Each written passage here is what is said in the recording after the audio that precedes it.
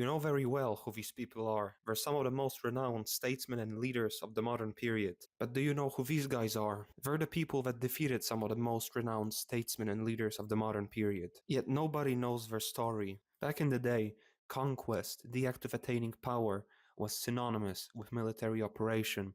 To this very day, many still think it is this way. But these people are wrong.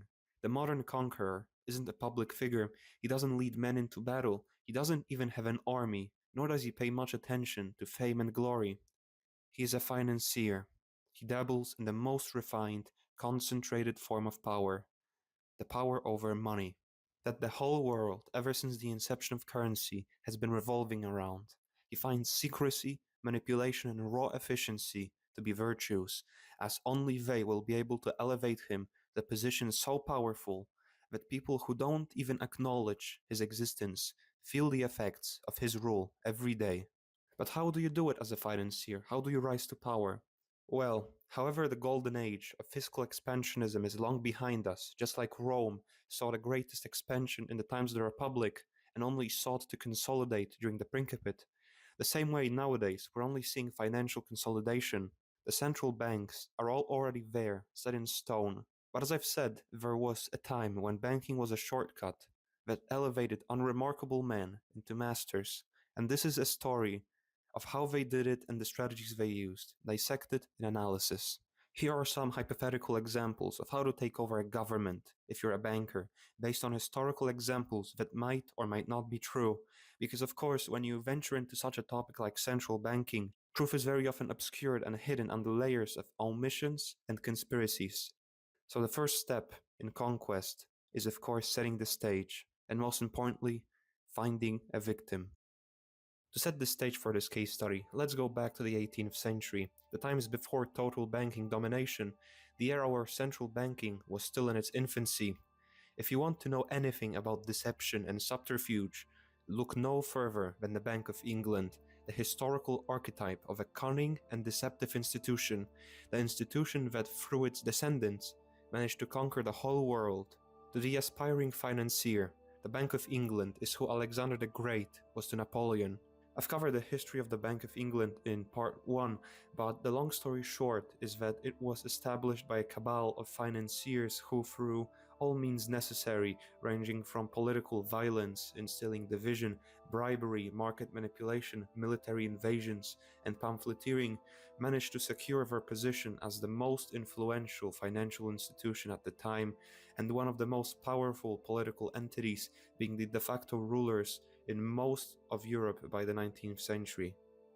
But there was one place of paramount importance that they have forgone to subjugate yet, the colonial states of America, an English colony that above all valued independence. The colonial period in America was marked by unmatched prosperity. There were almost no taxes, no central bank that stood above the state governments, allowing them to use tax revenues for productive purposes. Ben Franklin wrote that it's impossible to find a happier and more prosperous population on all the surface of the globe. Compared to England, the colonies had lower tax rates that didn't go towards paying a perpetually increasing debt, higher employment, fewer recessions, and an average income that was higher by 30 to 60% than in England. For a banker, such prosperity is a sign that a country has too much capital not being wasted on a never-ending debt. Every penny that doesn't go into the banker's pocket through debt is a penny wasted to him, even if the side product is prosperity. It was only a matter of time before the Bank of England caught onto this power vacuum. The Bank of England didn't really acknowledge this glaring difference in living conditions until Benjamin Franklin paid a visit to London in 1763. He remarked how, compared to the slum conditions in England, the colonies were miles ahead in the living standard. When asked by the Parliament about what the colonies do differently to warrant such prosperity, he said, "That is simple. In the colonies, we issue our own money. It's called colonial scrip. We issue it in proper proportion to make the products pass easily from the producers to consumers. In this manner, creating ourselves our own paper money, we control its purchasing power, and we have no interest to pay to no one." This fact was a wake-up call to the financiers of the Bank of England, as they now realized that they had an economic giant growing right under their nose that was still largely independent from their rule. The English bankers, now realizing that they've completely missed out on subduing the colonies financially, decided to act fast, and the following year issued a currency bill which restricted the ability of the colonies to issue their own paper money and banned its use to pay for debts, both public and private.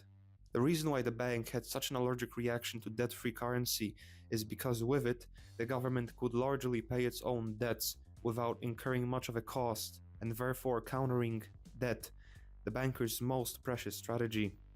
Instead, the Bank of England was to, in return for interest paid for by the American taxpayer, issue English money in America. The money supply suddenly contracted, unemployment rose to almost 50%. The long-term effects of this restriction imposed onto America could be called the main cause of the Revolutionary War, as the effects of this decision were more profoundly damaging to the prosperity in America than any later tax imposed onto the colonies. The war, unlike many think, wasn't some profound moment of liberation from the English, as the bankers of London still managed to get their foot in the door by establishing a bank, mostly owned by them and their agents. This would end up being their back door into power in the freshly independent US. The Bank of the US was established in 1791 under the guidance of Alexander Hamilton, who said that, and I'm not kidding, a national debt, if it is not excessive, will be to us a national blessing. The wisdom of the government will be shown in never trusting itself with the use of so seducing and dangerous an expedient as issuing its own money. He basically praised the idea of stripping the government that is held accountable by the people of the right to issue currency and delegating this duty to a group of independent and anonymous bankers. Just a year after the bank's establishment, a massive panic would spread by the bank issuing cheap loans and unexpectedly calling them in, which resulted in financial chaos. Who would have thought that a 75% foreign-owned central bank would be detrimental to the American people? This strategy that the bankers used was pretty smart. They first made sure that the US was severely in debt as a result of the Revolutionary War. They then went on to establish a supposedly independent bank that was supposed to help manage the war debt. Then they made sure that debt always remained constant by implementing debt-bearing currency to shackle the government to their money. Now, the general population disliked the first bank, and so did many politicians. Thomas Jefferson was one of them, and when the bank's charter came up for renewal in 1811, he straight up refused the extension, and when the Congress voted on the bill, the bank was closed with just one vote difference in favor of closure. The American people have managed to win by a wafer-thin margin, but the fact of how close the vote was already showed a concerning amount of power the bankers possessed. Mayer Amschel Rothschild, supposedly one of the largest investors in the bank, allegedly flew into a rage when he found out the bank was going to be collapsed. He also supposedly threatened war onto the US if they were not to listen to his demands. Whether this is true or not, England unsurprisingly declared a war on the US 1 year after the first bank was abolished, most likely acting on the behalf of the financiers. The purpose of the 1812 war was to starve the US of money and make them bend the knee before the Bank of England's financiers. This plan succeeded, and over the bones of the 24,000 that lost their lives during the war, a second bank of the US was established to pay for the national debt, which has ballooned 182%. The real winners of the war were the European financiers, as they now had a second chance at attaining control over the US, with the second bank that hung above the livelihoods of everyday Americans, like the fabled sword of Damocles, ready to cause destruction at any moment. Another step in financially taking over a country includes crashing the domestic market. A simple recession will suffice because the ultimate goal of causing a market slump is to buy up property, contracts, and resources at artificially depressed prices, which allows you to monopolize industry, land, and resources to further your own leverage over the people and government. If you remember the timeline, we've just had a fresh new bank established on US soil, and when you're a banker and you've finally gotten your foot in the door, you don't stop there. You need to be proactive in how you take over your new domains. First of all, the freshly established bank started lending money freely, particularly to prospectors, speculators, and settlers moving westwards into the frontiers, trying to make a living in the unexplored American interior. This was part of the many settling policies where any free citizen could receive a plot of land on credit in the frontier out west. This policy, going hand in hand with the Manifest Destiny ideals, made land, resources, and building and infrastructure contracts way more expensive due to extreme demand. Demand was extremely high mainly because farming at that time, during the Napoleonic Wars, was extremely profitable in the US as European agriculture was unproductive during the wars. As a result, American grain was valued really high, and knowing that the Midwest is one of the largest pieces of arable land on the planet made it very appealing to settlers, and so many people bought land out west on credit. America found itself in the middle of a rapid economic uptrend, but it never is this easy, is it? The bankers, however, despite lending so much money, didn't make many changes to the reserve capital of the bank and were purposefully teetering on the edge of an insolvency crisis.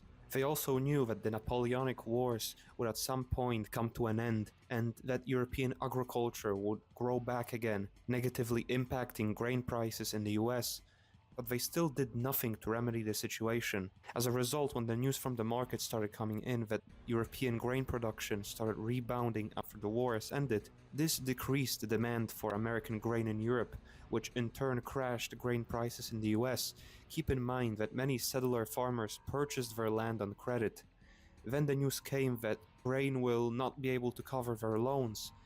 The bank, instead of reacting accordingly to such a delicate situation, decided to all at once start calling in the loans. This meant they demanded payment of the loans instantly, at the worst, least stable possible moment when no one could ever possibly pay their loans due to a drop in grain prices. This caused many to default on their loans, and if it wasn't bad enough, the bank started increasing interest rates, so they made it even harder for people to pay their loans. The way the bank handled the grain price crash was so unbelievably bad that it only could have been deliberate. This resulted in desperate people selling their properties out west for dirt cheap just to afford to pay their debts, and in turn, land and resources in the frontier drastically fell in price. This allowed the financiers and their accomplices to buy land, acquire contracts and resources at really low, artificially depressed prices. This is how the 1819 to 21 artificially induced recession took place.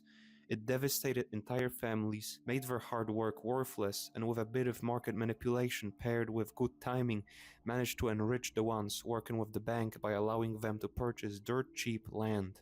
This artificial recession was just another argument for the abolishing of the private central bank on American soil, and there was a man that would seize this opportunity to do just that.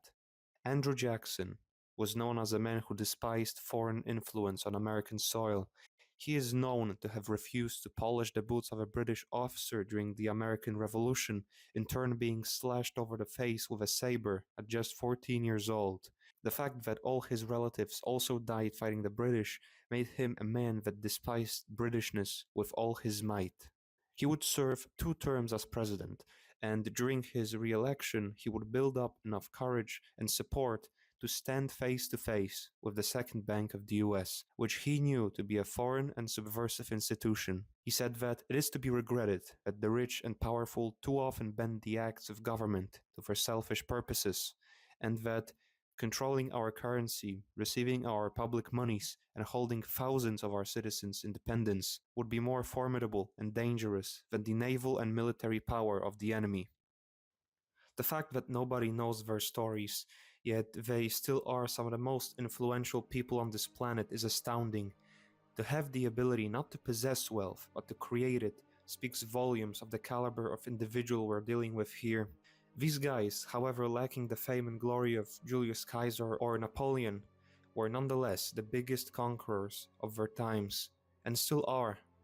But this is the catch. I can't tell you their stories as individuals because they did everything to cover up their tracks. I can't tell you more about them because they have succeeded. I can only speak of their actions. That's why sometimes when talking about them it sounds like I'm describing a hive mind instead of actual individuals, but that's not the case. This one is an absolute classic, but for the sake of not getting kicked off YouTube, everything I'm going to say here is not fact and purely hypothetical. The strategy is, of course, assassinations, the most direct way of removing any opposition through sheer force. As far as I know, no assassination has ever been ordered by wealthy individuals associated with the Bank of England, and only conspiracy theorists would claim such a thing. They're always the doings of a mentally unwell gunman who conveniently cannot be held accountable for his actions and cannot or doesn't get to stand trial. But be careful if you decide to utilize this powerful tool. If you attempt to take someone out and fail in doing so, you might just cause that person to dedicate the rest of their life to retribution. Now, let's go back slightly as I want to show you an interesting observation. Remember when England went to war against the US in 1812? The English Prime Minister at that time, Spencer Perceval, was against dragging the country into this war by the bankers and refused to declare it. He was promptly assassinated in 1812 and replaced by Lord Robert Liverpool, an avid supporter of the war. The official story tells us about the disenfranchised businessman who killed the Prime Minister as a result of mental illness and aggravation from prior failures in life, but the coincidence of Perceval refusing to go to war and the same year being assassinated is interesting to say the least. But keep in mind that this strategy either gets rid of the problem or amplifies it tenfold when it fails, and this hypothetical case study will show how potentially dangerous the strategy backfiring could be. Back to Andrew Jackson. The bankers caught wind of the vehement opposition that he was putting up. And listen, I'm not implying that they arranged anything, but the fact is that shortly after his re-election under the slogan of abolishing the bank, there would be a failed attempt on his life. It happened right as Jackson was leaving the US Capitol building. An English house painter walked up to him and pulled out a pistol that misfired, afterwards pulling out another pistol that also misfired, allowing the president to apprehend the assassin and leave unscathed. Even before the assassination, Jackson said, when talking to his friend, "The bank, Mr. Van Buren, is trying to kill me, but I will kill it." He was the first ever US president that had an attempt on his life, and he coincidentally was an enemy of the bank as well. In retaliation, Andrew Jackson made it his mission to collapse the bank by not extending its charter. He would also manage the impossible task and would repay the national debt of the US in its entirety, the only president to ever do so. The US would go on to develop for 77 years without the need for a central bank afterwards. Jackson's actions were extremely inflammatory to the European banking conglomerate, as they now were back to square one in the grand scheme to subjugate the US financially. The bankers, after this loss, would still persist in their goals and would search for an opportunity to strike and ensnare the US to their credit. From part 1, we know that the best moment for bankers to strike is during a war.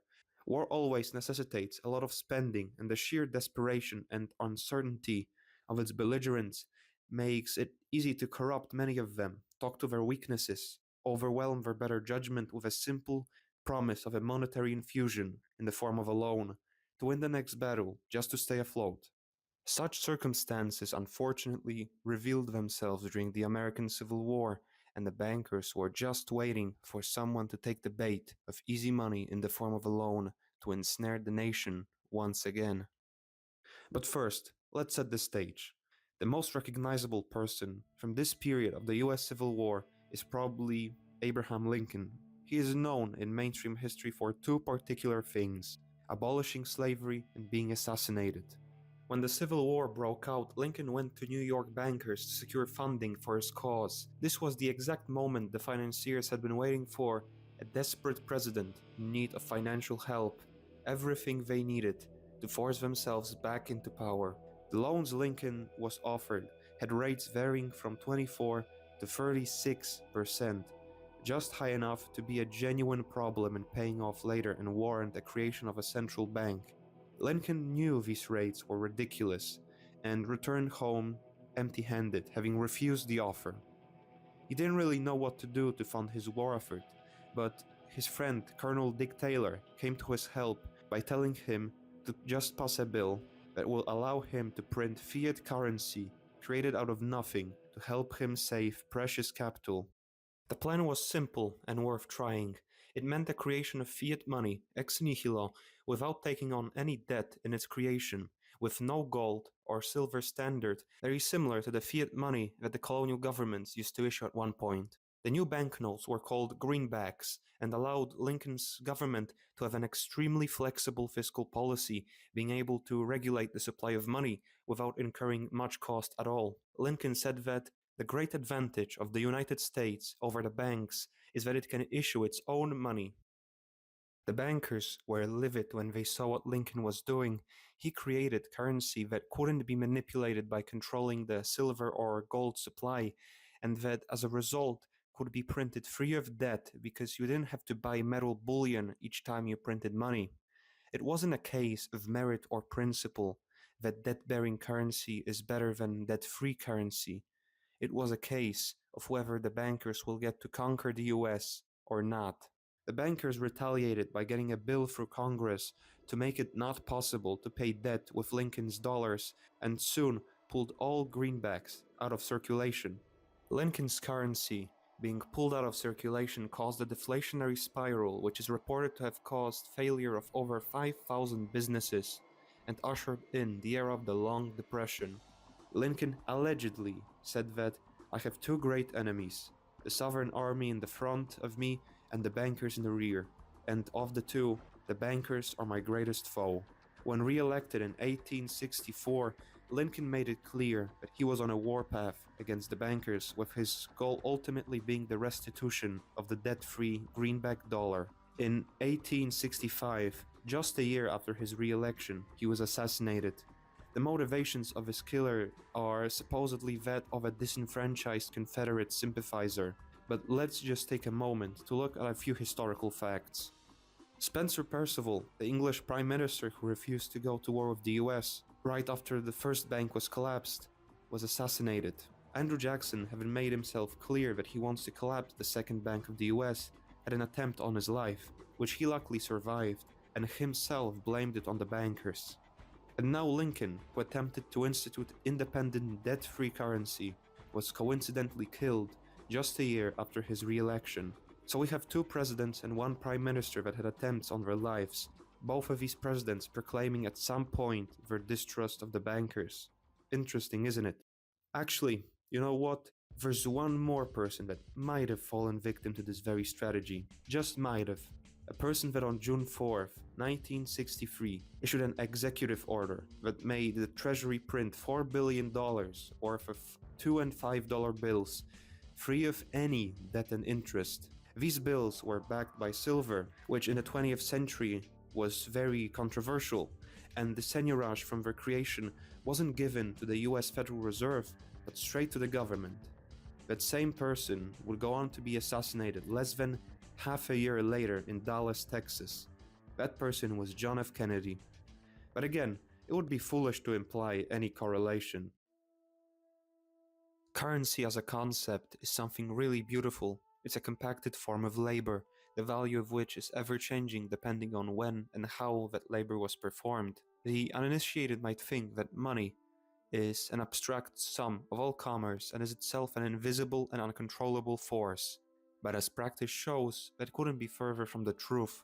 When you control the value of money, you influence how people treat it, whether they invest it or hoard it. I've already mentioned issuing debt-bearing currency as a tool of subjugating the government, but controlling the very medium of exchange people value most is on another level, and to a banker is his utmost singular obsession. As when you achieve control over currency, you will be the master of all people, because if you succeed, you will be the person that directly affects how much people get paid, how their life's work, their labor is appraised and valued. The US, ever since the Revolutionary War, followed a bimetallic standard, meaning that it kept both silver and gold in its reserves to back its currency. It meant that each time the supply of money was to be increased or contracted, the supply of gold or silver had to be increased or contracted. This was a problem for someone seeking to attain control over the currency, as silver was really abundant in the 18th and 19th centuries due to intensive mining operations. So how do you seize control over a resource so abundant? You forbid its use as a reserve resource. You make gold the extremely scarce metal the only standard that your currency is held to.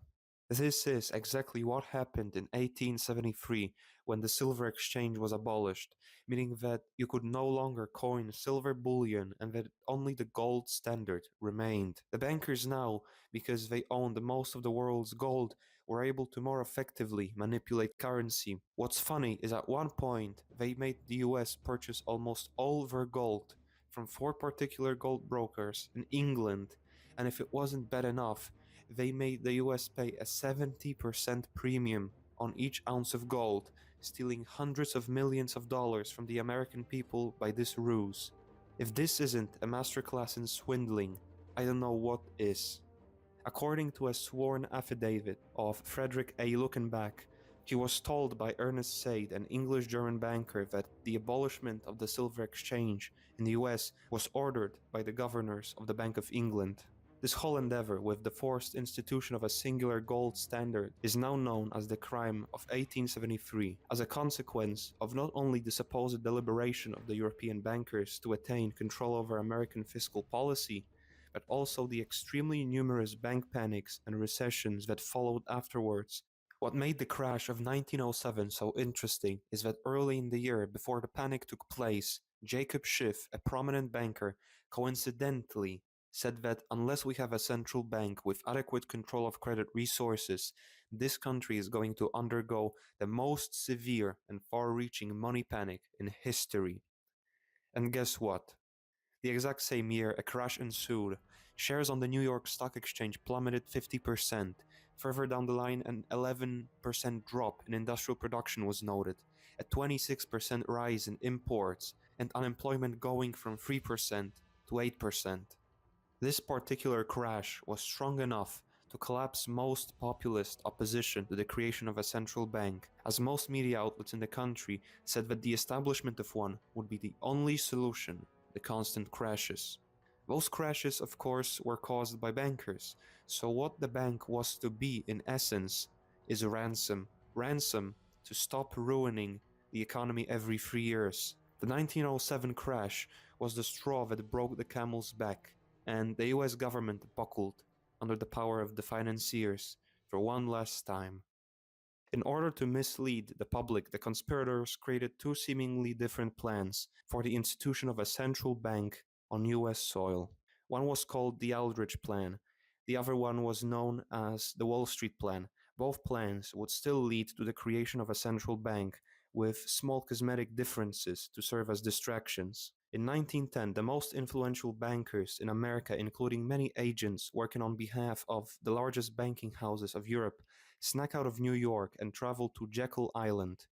On that luxurious hunting estate, owned by financier J.P. Morgan, the fate of the world was decided by a group of financiers known as the First Name Club, as only first names were used to communicate as not to reveal their identities. They would go on to plan the establishment of the US Federal Reserve, a central bank to rule them all, an institution that would transfer the ability to govern fiscal policy away from the US government, an institution more or less held accountable by the people, into the hands of a small banking oligarchy.